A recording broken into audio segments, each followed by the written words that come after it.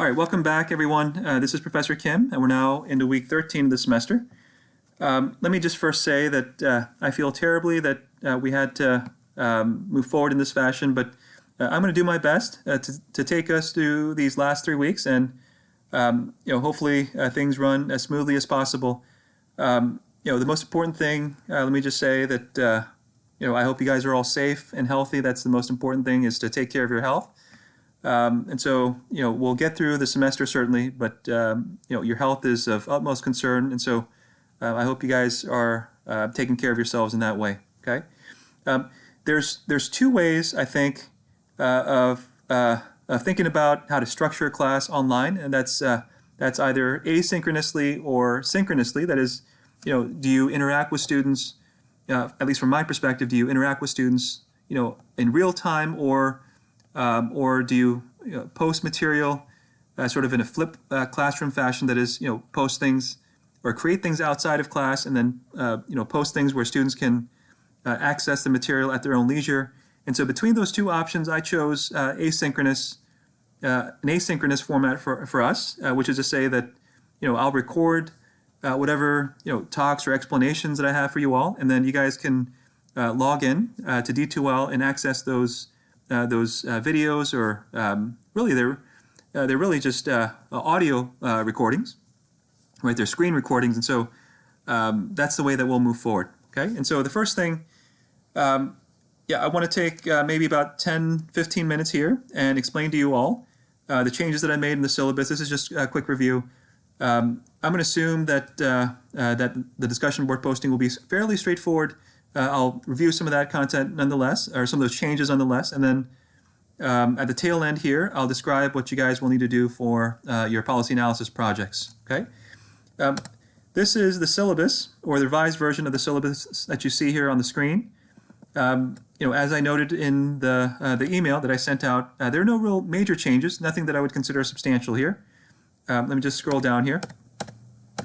I noted before that we replaced the reflection papers, the Eden and Kafalis, Eden Nelson reflection papers, with online reflections, essentially. I mean, this is called the discussion board posting, but we're essentially moving the reflections online so that you guys have a chance to not only interact with me, but also to interact with your classmates.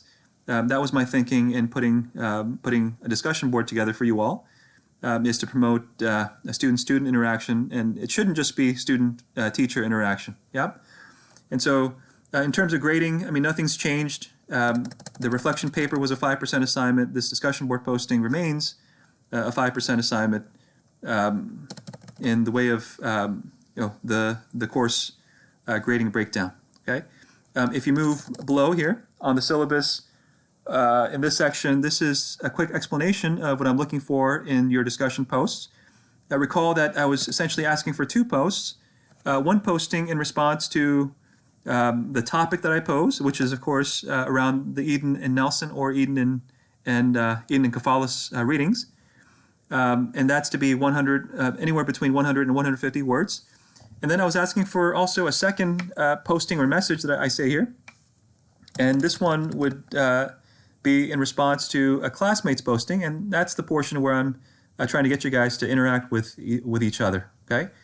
And so that posting in response to a classmate's posting, that doesn't need to be, there's no word limit for that one, so that doesn't need to be in that 100 to 150 word range. Okay.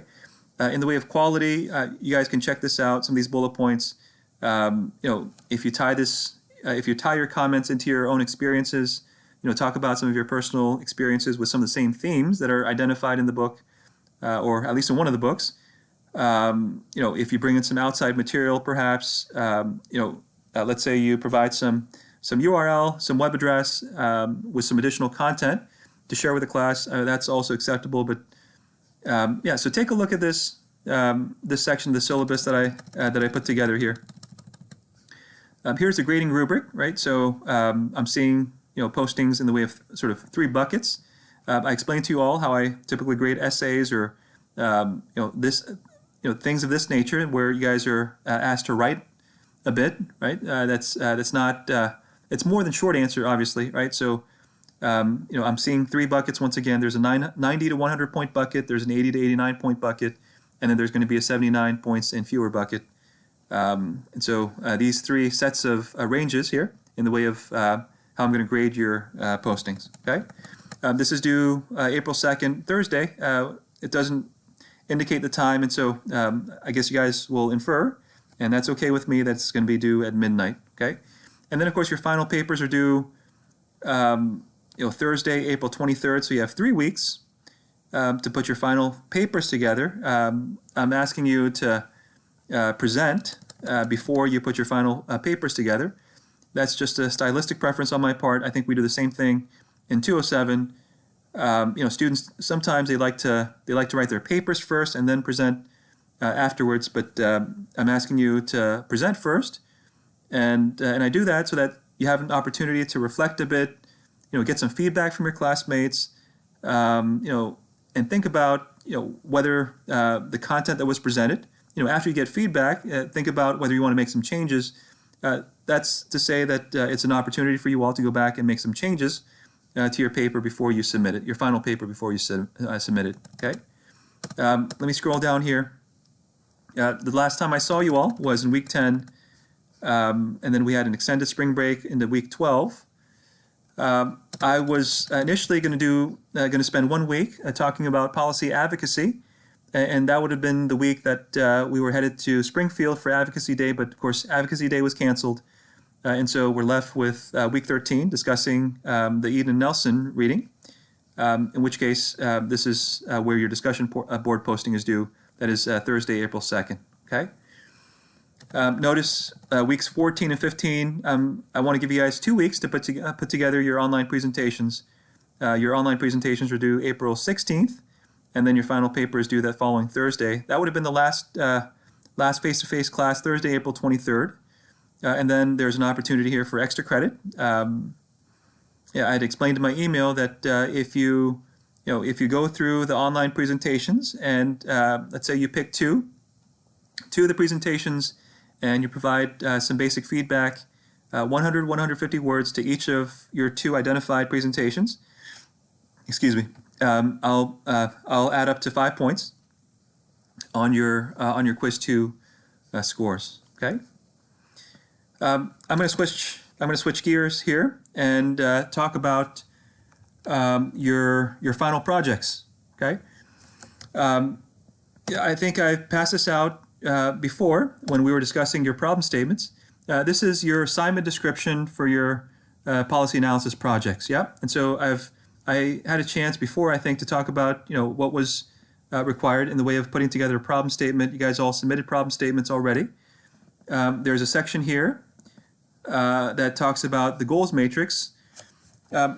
Before you do anything with the second part of the project, what I'm recommending that you all do is put together first a goals matrix, and that's what I'm showing here. Okay, a goals matrix, essentially, what it is, it's a 3x3 table. Okay, 3x3 meaning there are 2 dimensions. You'll want to first identify 3 policy goals that you'll use to assess the policies in your given area. And then along the other dimension of that table, you'll need to identify 3 policy options, right? Those policy options could, of course, include the status quo, or they could be 3 different proposals. I mean, there's a lot of different ways in which you can, select or identify those 3 options. But, you could think about state law, right? What we do in Illinois as your status quo, and then maybe compare, Illinois to California and New York, perhaps, right, as your first and second alternatives. Another way to do it, you could take U.S. Policy, right? Our approach to, let's say COVID-19 versus, say South Korea versus Italy. Those could be your 3 policy options. I mean, there's really just a lot of different ways in which you might select your 3 policy options. Now, in the past, I found that for students, that's one of the major challenges is in identifying those 3 options. Be commonsensical about it, right? Ask yourself, well, what appears to be the 3 best ways of addressing the issue that you've identified, right? So, case in point with COVID-19, you look at some of the numbers that are coming out. You look at some different countries and their approaches to how to regulate, how to manage this disaster, that's this pandemic, I should say. And you would be commonsensical about it and say, well, I want to compare the three, what I think are the three best approaches that countries are undertaking currently. And so those would be your three identified policy options that you analyze for your paper. Okay. The other sort of caveat here is when you choose your three policy goals, the two of those goals I'm saying must be in the way of efficiency and equity, and that's only because in standard policy analysis, efficiency and equity concerns are always considered by analysts. And so among the three policy goals that I'm asking you to analyze, two of those goals must be efficiency and equity. Efficiency and equity must be included among your three goals, in other words. Okay? And so then your third policy goal, that's up to you all to identify. We have several choices, I think. We've talked about security. We've talked about liberty. We've sort of indirectly talked about, how difficult it might be to enforce, for the government to enforce certain, policy proposals or options. You could even pick social work values, right? Something like the importance of human relationships, for that matter, or sometimes students pick, environmental efficacy or environmental concerns as one of their policy goals. That third goal really should be appropriate to your identified topics. Okay, and so that's what you're working on right now. That's what I'd recommend that you first work on before you do any writing, is to put that table together. I'm going to take you through a couple of examples very quickly here. You can always look back at the salmon example. There's a nice table there, and then I'm going to show you some additional tables. Okay, once you've put your goals matrix together, then what you're doing for this final project is you're combining the problem statement. Okay, you've already written the problem statement, which was part one of your projects, and then you're going to build off of that problem statement. You're going to insert the goals matrix, and then write up the last portion of your paper. That is, write up the goals matrix and the analysis that's contained that you should first work on within the context of your goals matrix or table that you put together. Okay, and so this is the structure that you can use. You can use these labels here as essentially just verbatim headings for your final projects. Don't forget, there should be a table of contents. Okay, there should be an executive summary. Executive summary works just like an abstract, like we noted in the salmon example. Right? Go ahead and insert your problem statement right into this final document. I had said before that you'll identify your three policy goals and their impact categories. Don't be thrown off by this term impact categories. All I'm saying there is that what you want to do is think about how you'll define your policy goals. If you want to be as specific as coming up with specific ways of measuring your policy goals, that's what I mean by an impact category, a measure of your policy goal. You can do that as well, but that's not required. And then you'll have identified three different policy options. Okay, so it could be like I said, U.S. policy as a status quo. Alternative 1 is Italy. Alternative 2 is South Korea, or what have you. Right, and then your analysis will follow in the same way that you wrote up your exam essay questions and responses. Okay, and then in the final section of your paper, don't forget to include your recommendation. The most straightforward way to put together this portion is to look at your three options and say which of the three. Right, you must clearly state which of the three options is preferred. One little catch here: your recommendation really should be consistent with your goals matrix and your analysis. Right, sometimes when I look at students' goals matrix, their matrices, it might be alternative 1 that seems to come out on top, but then in the recommendation section they put the status quo. Right, so that's inconsistent. You want to make sure those sections are consistent. And then I say here, any additional materials you can include in an appendix. Okay, there's more detail here. Right, I'm going to let you guys read through this yourselves, but I'm just giving you tips here for how to approach each of the sections. The problem statement, we're finished with that section. The goals matrix. The goals matrix is tricky, I note here. It's not a last-minute thing, so please try to work on that first. Your alternatives, your actual analysis, your recommendation, and then your presentation, which I'll talk about in a separate video here, or audio presentation. Okay.